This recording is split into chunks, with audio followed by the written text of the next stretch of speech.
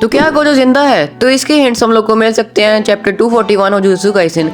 तो इस वीडियो में मैं चैप्टर 241 को एक्सप्लेन करूंगा, तो वीडियो को एंड तक देखना। और क्या पता हमें इस चैप्टर में गोजो के कमबैक के बारे में थोड़े बहुत हिंट्स मिल जाएं। तो पहले तो हम लोग बात करेंगे कि क्यों हितादोरी वर्सेस सुकुना की फाइट इतनी ज्यादा डिले हो रही है। करीब एक मंथ से हम लोग को ये फाइट देखने को नहीं मिली। तो बात कुछ ऐसी है कि जेजेके के ऑथर गेगे अकुतामी ने हितादोरी के बारे में कुछ ऐसा कुछ खास सोचा नहीं था। उसने ऐसी ये चीज बोली थी एक इंटरव्यू में, इसी वजह से उसने गोजो को इतना ज्यादा ओवर पावर बना दिया था कि at the end of the day उसे मारना ही पड़ा गोजो को, ताकि हितादोरी की कैरेक्टर डेवलपमेंट हो सके। तो बात कुछ ऐसी है कि हम लोग आज बात करेंगे 241 चैप्टर के बारे में। तो 241 चैप्टर शुरू होता है एक फ्लैशबैक के साथ, जिसमें हम लोगों को ताकाबा की पुरानी यूनिवर्सिटी दिखाई जाती है, जहां पर वो अपने दोस्त के ऊपर चिल्ला रहा होता है लेट आने की वजह से। तो ताकाबा और उसका फ्रेंड दोनों प्रैक्टिस कर रहे होते हैं। तो प्रैक्टिस करते टाइम ताकाबा का फ्रेंड अपनी एक लाइन भूल जाता है, जिसकी वजह से ताकाबा को बहुत ज्यादा गुस्सा आ जाता है, क्योंकि वो साल में एक दो बार ही ये कॉमेडी शो करते हैं और उसमें अगर वो भूल रहा है उसका दोस्त, तो उसे बहुत ही ज्यादा गुस्सा आएगा ही आएगा। तो ताकाबा बहुत ही ज्यादा सीरियस था अपने कॉमेडी को लेकर, लेकिन ताकाबा का दोस्त उसे सॉरी बोल देता है इस चीज को लेकर, लेकिन ताकाबा इससे बिल्कुल ही संतुष्ट नहीं था। देखते ही देखते ये आर्ग्यूमेंट एक फाइट में बदल जाता है। ताकाबा अपने फ्रेंड को पंच करता है। इससे हमें पता चलता है कि ताकाबा बहुत ही ज्यादा अपने कॉमेडी और स्टफ को लेकर बहुत ही ज्यादा सीरियस है। वो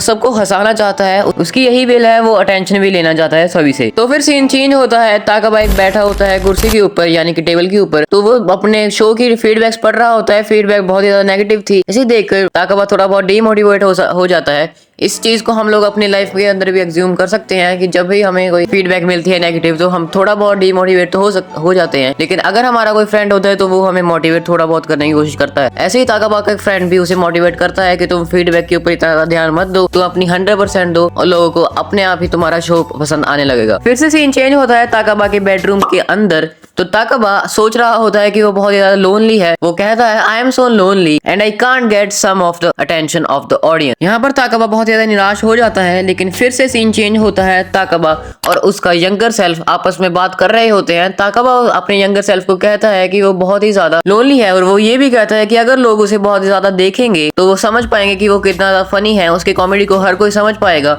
जिससे उसे अटेंशन मिलेगी और वो ज्यादा लोनली नहीं रहेगा। उसके बाद ताकाबा कहता है it hurts a little bit. तो इसके बाद ये सब कुछ फ्लैशबैक खत्म होता है। हम करंट टाइमलाइन में पहुंचते हैं, जहां पर केनजाकू ताकाबा के ऊपर अटैक करने ही वाला होता है। लेकिन तभी ताकाबा अपने घुटनों के ऊपर उठ जाता है और उसे सीरियसली सॉरी बोलता है। सॉरी बोलते हुए वो ये कहता है कि वो सबको हंसाना चाहता है। वो कॉमेडी को लेकर बहुत ज्यादा सीरियस है। अगर उसके शो में 100 में से 99 पीपल भी हंसेंगे तब भी वो सेटिस्फाई नहीं होगा। वो 100 में से 100 को हंसाना चाहता है। फिर ताकाबा की कर्स्ड पावर वापस आ जाती है और इससे ही ये चैप्टर एंड हो जाता है। तो मोस्ट प्रोबेबली केनजाकू जो कि मेन विलन है, सुकुना मेन विलन नहीं है, केनजाकू मेन विलन है। तो केनजाकू ताकाबा को हरा देगा, ताकाबा को मार देगा और ये बहुत ज्यादा इमोशनल सीन होगा। तो इससे ये हो सकता है कि जैसे पिछले चैप्टर में हम लोग ने देखा था कि सुकुना की ट्रू फॉर्म आई थी, हमें गेगी ने सुकुना की ट्रू फॉर्म दिखाई थी, वैसे ही हो सकता है कि केनजाकू की ट्रू फॉर्म भी हमें अगले चैप्टर में देखने को मिले ताकाबा के मरने के बाद। तो ताकाबा को हराएगा यूता। यूता ने खुद कहा था कि वो अपने हाथों से केनजाकू को हराना चाहता है। तो इससे अगले चैप्टर यानी कि अगले से अगले 243 चैप्टर में हम लोग को देखने को मिल सकता है केनजाकू वर्सेस यूता की फाइट। तो इस चैप्टर में तो हमें गोजो की कमबैक के बारे में कुछ भी ज्यादा इतना कुछ खास पता चला नहीं है।